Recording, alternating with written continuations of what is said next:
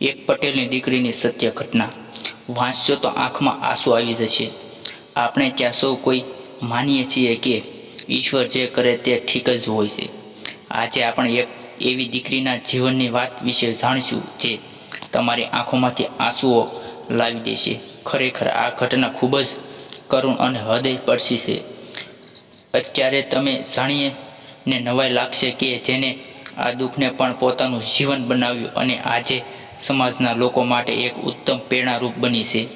સમાજમાં આજે અનેક લોકો હોય છે, પરંતુ ભાગ્યે જ આવા લોકો જોવા મળે છે જે અનેક લોકો માટે મિસાલ બને છે। આ જગતમાં માનવતા માટેનો ધર્મ છે। સમયની સાથે બધું જ બદલાઈ જાય છે। આપણે આપણી નિર્બળ લોકોની મદદ કરવી જોઈએ।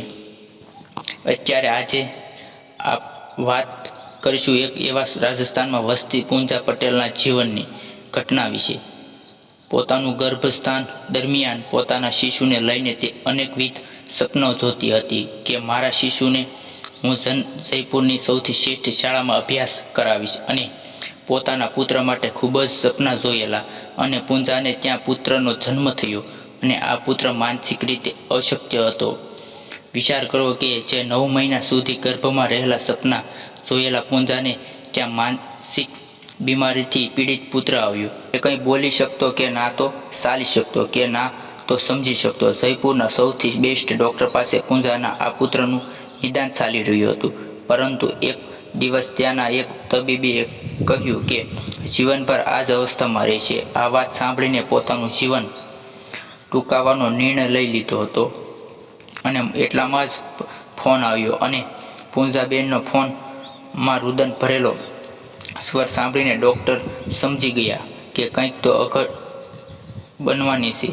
ડૉક્ટરે પૂંજાને તેમના પુત્ર સાથે તેમના ઘરે મળવા બોલાવ્યા। પૂંજાબેન તેમના પુત્રને લઈને ડૉક્ટરના ઘેરે પહોંચ્યા અને પોતાના આત્મહત્યાના નિર્ણય વિશે જણાવ્યું।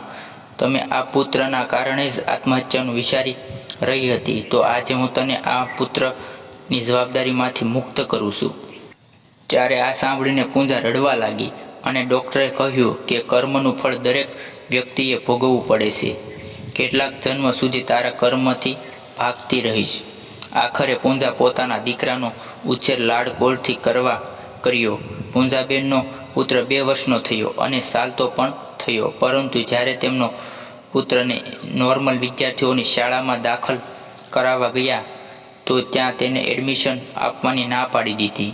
ત્યારબાદ પૂંજાએ તેમના પુત્ર વાસુને જયપુરની એક માનસિક બાળકોને સાચવતી શાળામાં દાખલો કરાવ્યો। અહીં પૂંજાના પુત્ર જેવા બીજા ઘણા બાળકો હતા। આ બાળકોને જોઈને પૂંજાએ એક દ્રઢ નિશ્ચય કર્યો કે તે આ બાળકો માટે કંઈક કરવું છે। ત્યારબાદ તે પૂંજા રાજસ્થાનથી રાજકોટ આવ્યો અને ત્યાં માનસિક તથા શારીરિક રીતે અશક્ત બાળકોની મદદ કરતી સંસ્થાનું નિર્માણ કર્યું। શરૂઆતમાં ફક્ત 4 થી 5 જ બાળકો આ સંસ્થામાં હતા, પરંતુ હાલ 120થી વધુ બાળકોને આ સંસ્થા સાચવી રહી છે।